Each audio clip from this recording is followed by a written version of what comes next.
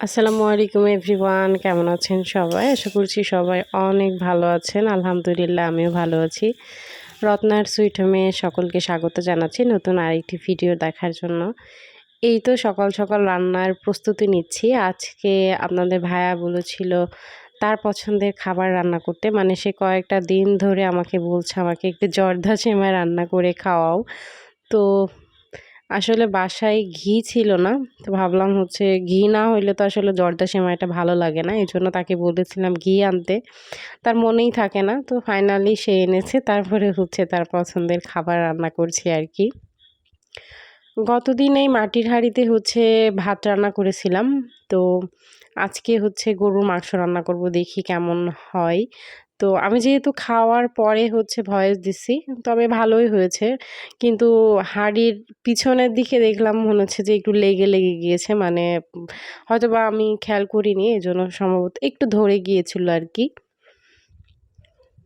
আমার বরাবরই হচ্ছে এই হাতে মাখা গরুর মাংসটা খুবই পছন্দ। আমার হচ্ছে এই যে প্রেশার কুকারের মধ্যে দিয়ে সমস্ত মসলা দিয়ে কিভাবে রান্না করে ওইটার থেকে আমার কাছে মনে হয় এইরকম করে কষা মাংস হবে। খেতে কিন্তু অসাধারণ টেস্ট হবে আরকি। আমার খুব ভালো লাগে এরকম। আমি যখন ছোট ছিলাম তখন দেখতাম আমার মা হচ্ছে এভাবে রান্না করতো। মানে হাতে মাখিয়ে আ খড়ির চুলায় রান্না করতো। তো সেটা আসলে খুব মিস করি আরকি। তো এখন যেহেতু খড়ির চুলা নাই, তো মাটির হাঁড়ি তো আছে, এটা কেন মিস করব বলেন? তো চলেন গ্যাসের চুলায় হচ্ছে মাটির হাঁড়িতে গরুর মাংস রান্না করা যায়। মানে যাক আরকি। দেখেছেন আমি এত এক্সাইটেড যে কথার মধ্যেও হচ্ছে ভুল হচ্ছে আরকি। তো এদিকে তো আমি হচ্ছে গরুর মাংসটা বসিয়ে দিয়েছি। এটা হচ্ছে হতে থাক। ওইদিকে হচ্ছে আমি জর্দা সেমাই রান্না করব। তো বাসায় আসলে যে উপকরণগুলো ছিল সেইগুলা দিয়েই আসলে আমি রান্না করেছিলাম জর্দা সেমাইটা। আর এই দেখেন আমার মাংসটা প্রায় হবার পথে, বেশি সময় লাগেনি কিন্তু, হ্যাঁ? মানে আমি ভেবেছিলাম যে হয়তোবা অনেকটা সময় লাগবে গরুর মাংস রান্না করতে। তো দেখলাম বেশি সময় লাগেনি। ঘন্টাখানেকের মধ্যেই হয়ে গিয়েছিল। মানে তারও কম মনে হয় সময় লেগেছে আরকি। তো ওইদিকে হচ্ছে গরুর মাংসটা হতে থাক। প্রায় হয়ে এসেছে। আর এদিকে হচ্ছে আমি এই তো সেমাই ভাজার জন্য ঘি নিয়ে নিচ্ছি। মানে কড়াইতে।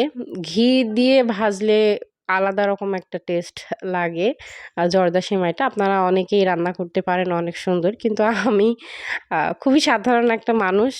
তো সাধারণভাবেই থাকতে পছন্দ করি। তো আমার জীবনের মানে আমি কিভাবে চলি, আমার লাইফস্টাইলগুলোই আসলে আপনাদের সঙ্গে শেয়ার করি। ভালো লাগলে অবশ্যই দেখবেন। আর আমার চ্যানেলের পাশে থাকবেন। ভালো লাগলে ভিডিওটিতে একটি লাইক দিতে ভুলবেন না অবশ্যই। তো এই তো আমি হচ্ছে সেমাই ভেজে নিচ্ছি। আর বাসায়ও যে বললাম বেশি আসলে কিছু ছিল না। কাজু বাদামও ছিল না, পেস্তা বাদামও ছিল না। এমনি ছিল হচ্ছে আপনার আ চীনা বাদামটা ছিল আর হচ্ছে কিশমিশ ছিল। তো ওটাই দিয়ে রান্না করি। তো খেতে কিন্তু ভালোই হয়েছিল। আর সেমাইটা দেখেন যখন একটু লাল হয়ে এসেছে, আমি একদমই লো আঁচে হচ্ছে আপনার সেমাইটা ভেজে নিয়েছিলাম। তো যখন সেমাইটা লাল হয়ে এসেছিল তখন হচ্ছে ১ কাপ চিনি আর হচ্ছে ১ কাপ পানি দিয়েছি। পানিটা একটু বেশিই লেগেছিল আরকি। মানে ১.৫ কাপের মতো হচ্ছে পানি লেগেছিল।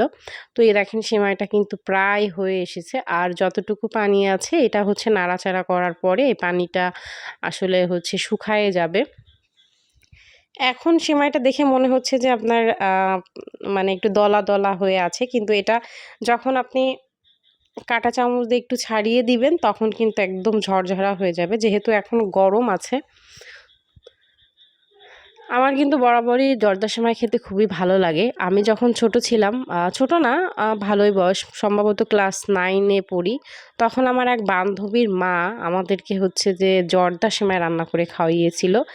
তখন থেকেই হচ্ছে আমি এই সেমাইয়ের প্রতি আসলে আকৃষ্ট। মানে তখন আসলে জানতাম না যে এটাকে জর্দা সেমাই বলে। কিন্তু মানে পরবর্তীতে এসে জেনেছি যে ওটা হচ্ছে জর্দা সেমাই ছিল। কিন্তু সেই জর্দা সেমাইটা আমি আসলে খুব মিস করি। জর্দা সেমাইয়ের মধ্যে হচ্ছে আপনার নারকেল দিলে আরও বেশি ভালো লাগে। কিন্তু নারকেল যেহেতু আমার বাসায় ছিল না, তো যেটা ছিল সেটা দিয়েই আমার স্বামীকে মানে রান্না করে খাওয়িয়েছি আরকি। তার খুব খেতে ইচ্ছা করছিল, এজন্য তার পছন্দকে প্রাধান্য দিয়েছি আরকি। আর এদিকে দেখেন মাংসটা দেখেছেন কত সুন্দর হয়েছে, মাশাআল্লাহ।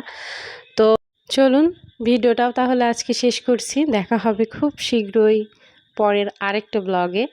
সবাই ভালো থাকবেন, সুস্থ থাকবেন, নিরাপদে থাকবেন। আর ভিডিওটি ভালো লেগে থাকলে অবশ্যই ভিডিওটিতে একটি লাইক দিতে ভুলবেন না, আর চ্যানেলটা সাবস্ক্রাইব করতে ভুলবেন না। দেখা হবে খুব শীঘ্রই পরের আরেকটা ব্লগে। আসসালামু আলাইকুম।